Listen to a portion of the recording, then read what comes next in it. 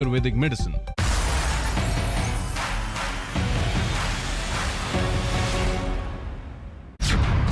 ओवैसी भी तैयार। आने वाले 2022 के असेंबली चुनाव में हम 100 असेंबली सीट पर इंतखाबात में हिस्सा लेंगे। गठबंधन भी तैयार। ऐसा कुछ नहीं है, वो 100 सीट की बात नहीं, हम तो 125 150 देने को तैयार हैं कि कोई भी लड़े। भागीदारी संकल्प मोर्चा अभी सीटों के संबंध में हम लोग बैठ के तय करेंगे। सरकार का फॉर्मूला तैयार। 1 साल में 4 डिप्टी सीएम, 5 साल में 5 सीएम और 20 डिप्टी सीएम देंगे। तैयारी है चुनाव की ओवैसी वाले दांव की। यूपी में ओवैसी आएंगे। ये सपने देखिए, लेकिन मुंगेरी लाल के सपने मत देखिए। 10 पार्टियों का गठबंधन निभाएंगे। हर पार्टी को अपनी पार्टी को आगे बढ़ाने का इख्तियार है, तो हमको भी अपनी पार्टी का यूपी में आगे बढ़ाने का इख्तियार है और रहेगा। 5 साल में 5 सीएम बनाएंगे। जब 22 में सरकार बनेगी तो चुनाव में 5 साल में 5 मुख्यमंत्री। अखिलेश मायावती की मुश्किलें बढ़ाएंगे स्वागत करते अपनी बात रख। या फिर बीजेपी की राह आसान बनाएंगे।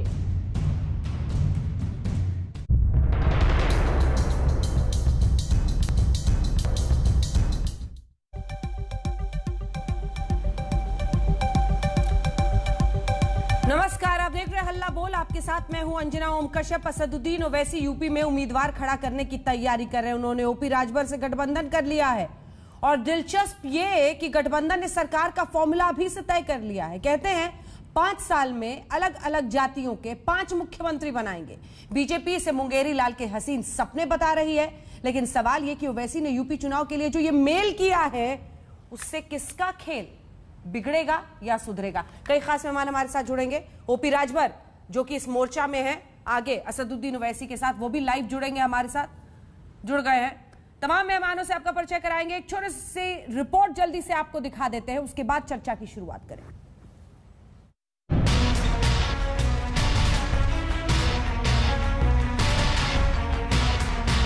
यूपी चुनावों में मुंगेरी लाल के हसीन सपने कौन देख रहा है? बीजेपी धर्मांतरण का दांव खेल रही है। अंबेडकर प्रतिमा के साथ दलित कार्ड भी चल चुकी है। अखिलेश कह रहे हैं सुख दुख में साथ रहेंगे। मायावती अकेले चुनाव लड़ने का दम भर रही हैं। तो यूपी चुनाव में बीजेपी और योगी से मुकाबले के लिए गठबंधन खड़ा हो रहा है।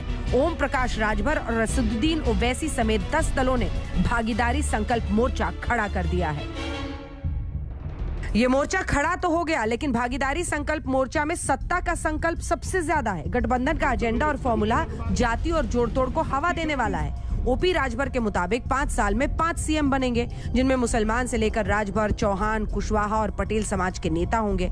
हर साल 4 डेप्यूटी सीएम का फॉर्मूला रखा गया है, यानी 5 साल में 20 उप मुख्यमंत्री बनेंगे।